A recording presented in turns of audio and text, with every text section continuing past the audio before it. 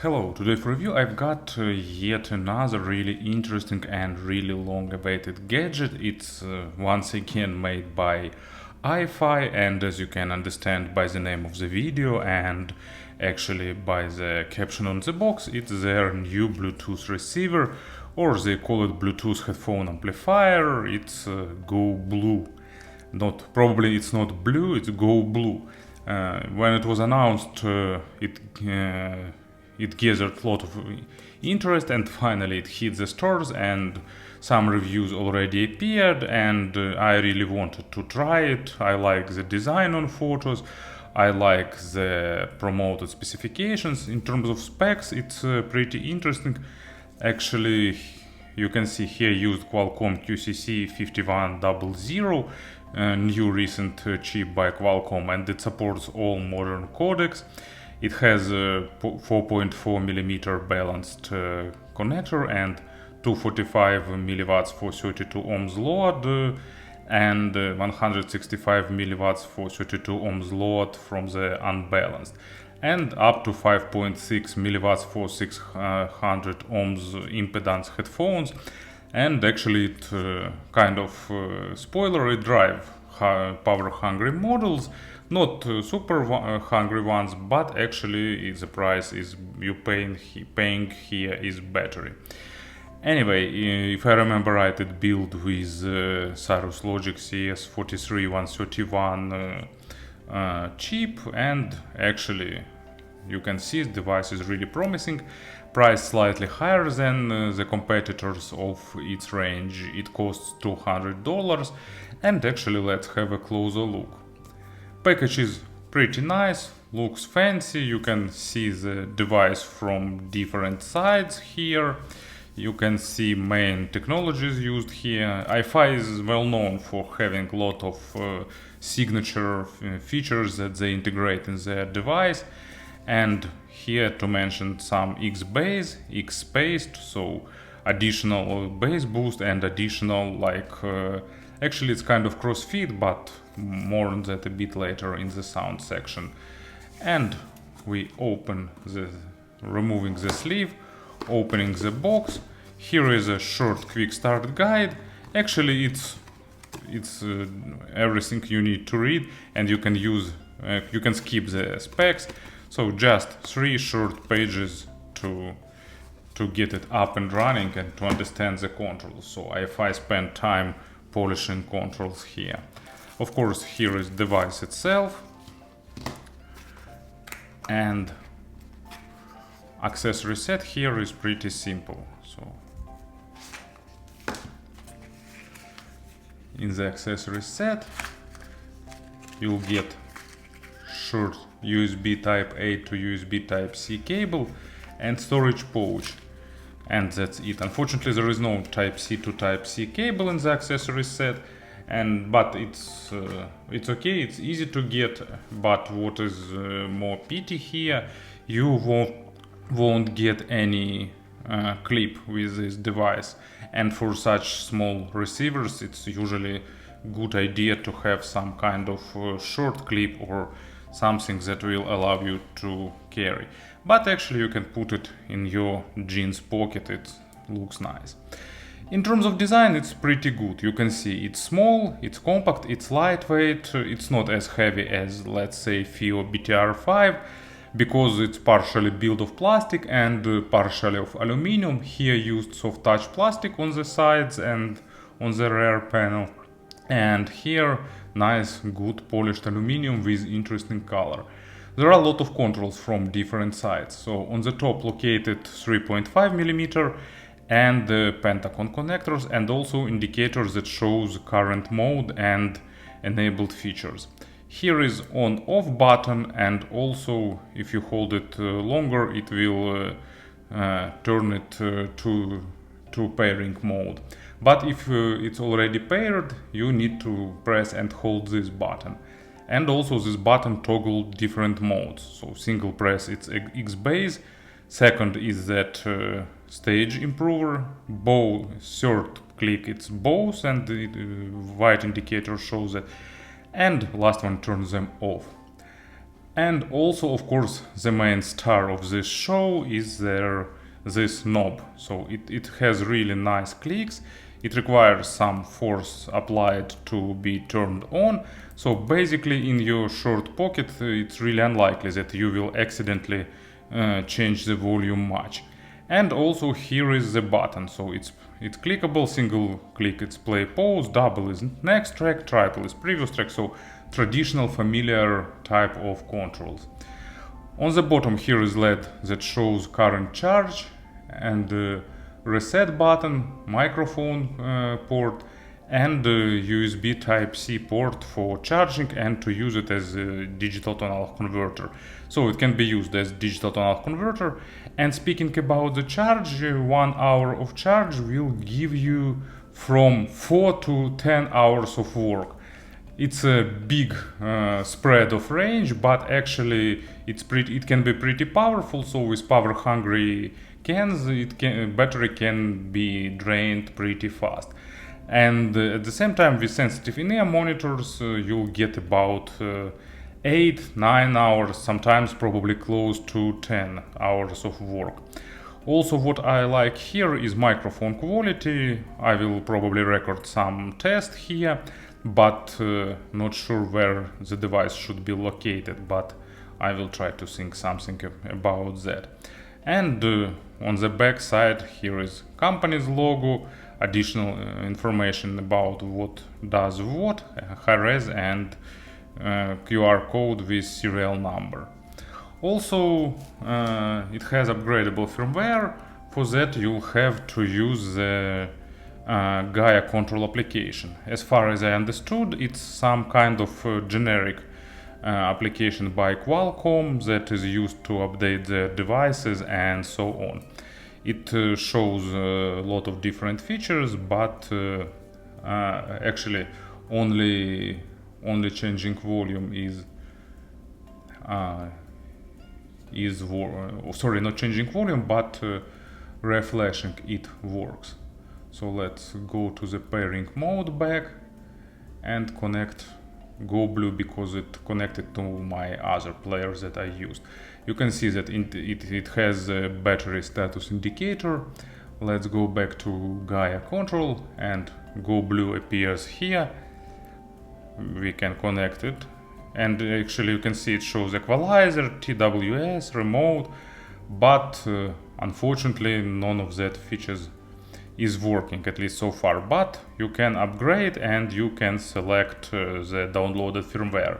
So iFi has a manual on their website. You need just to download zip file, unzip it, and you'll get this APK, and you also get the firmware for this. Unfortunately, there is no additional control application, but I really hope that iFi will release it in some near future. Here is a traditional microphone test. I am holding iFi Go Blue about 30 centimeters far from my mouth. It's not probably the correct position for microphone talk, and in regular life you'll move microphone closer to your mouth. But I think in this position it will give you basic idea of how its microphone sound. And of course I won't apply any gain correction or equalization here to preserve the pure sound quality recorded by its microphone. Before the sound part, a few words about the connection range. I actually didn't experience problems with that, but I've seen some complaints over the internet about the connection quality, but iFi already stated that they improved the wireless range for this device in the new revisions, so if you'll get the recent version, you'll get even better connectivity. But I didn't have any problems with that in my daily usage. Up to 7 meters with one thin wall on the way still allowed me to hear the audio. Of course, there is one exception, but it's common for all Bluetooth receivers. If you select LDAC with audio quality priority, connection quality will drastically reduced. But with other codecs and in other LDAC modes, I didn't got any issues. And once again, I want to highlight that it's common for all devices that I've tested without any exceptions.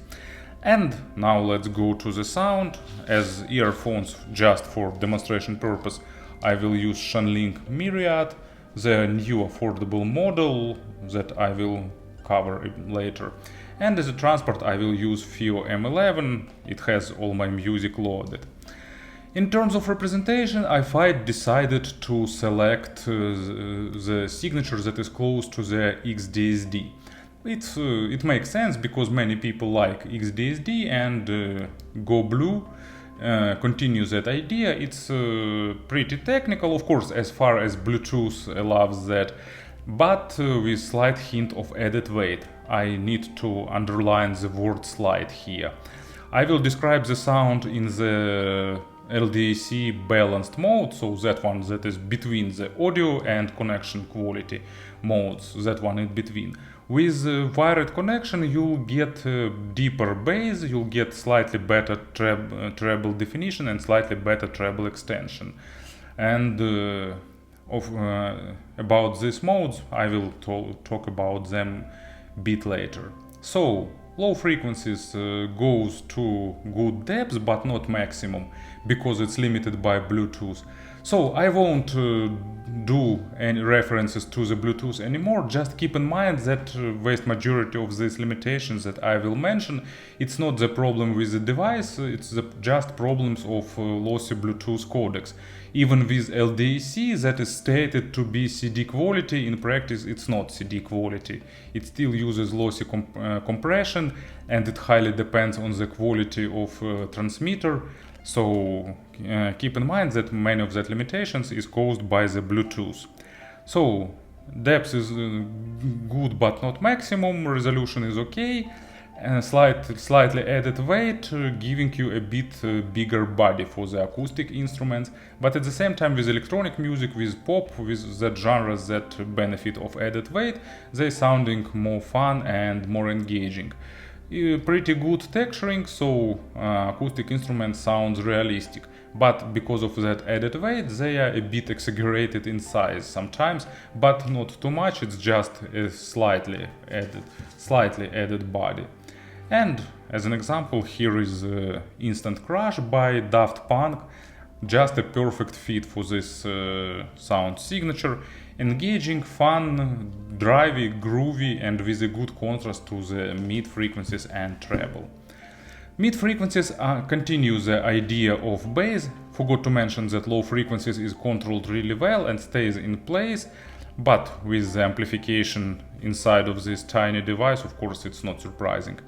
So mid frequencies are also having a bit of additional weight, giving a bigger body for the vocal and instruments, and overall giving more fun and musical representation with slightly boosted dynamics and emotions, but not too much.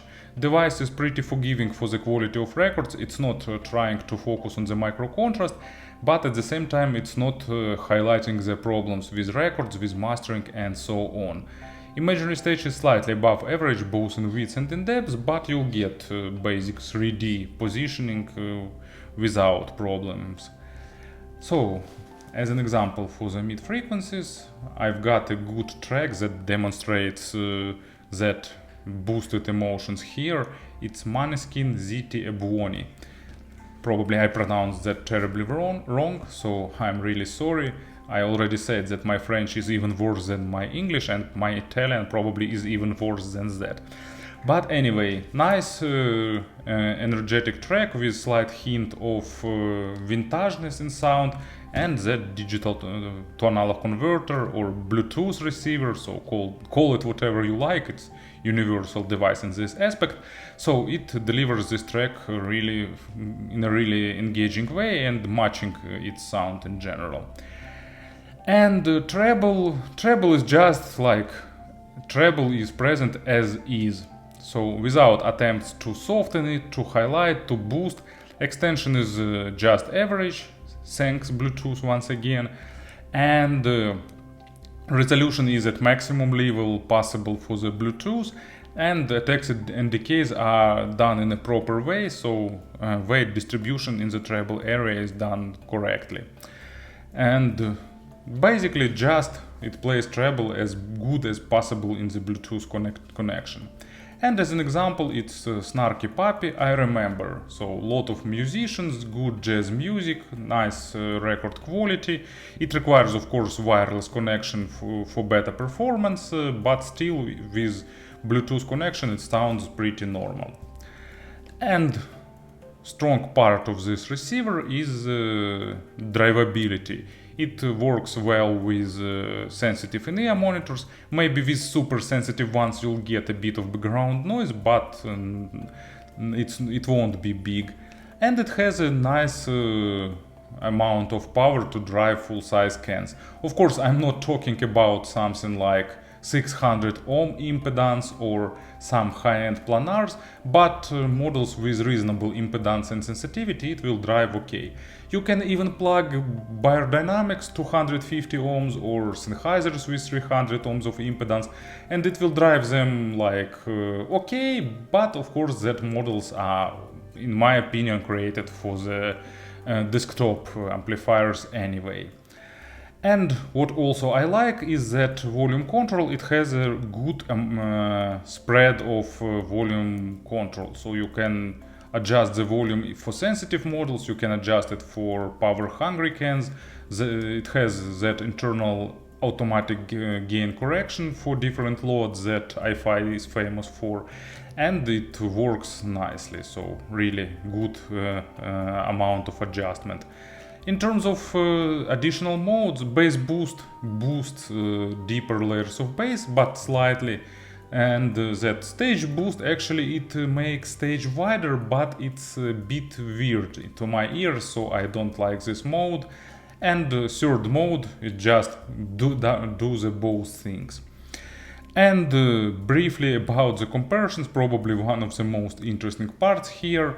Actually, Shanling Up 5 reminds a little bit this digital tonal, this receiver. So it's receiver first of all, reminds this receiver. It's also on the warmer side of things, but Shanling has a slightly softer treble, so here treble is slightly better defined. But on the mids and lows they are pretty similar, with both having slightly warmer representation. And Shanling has a screen and companion app, while here you'll get a slightly better treble.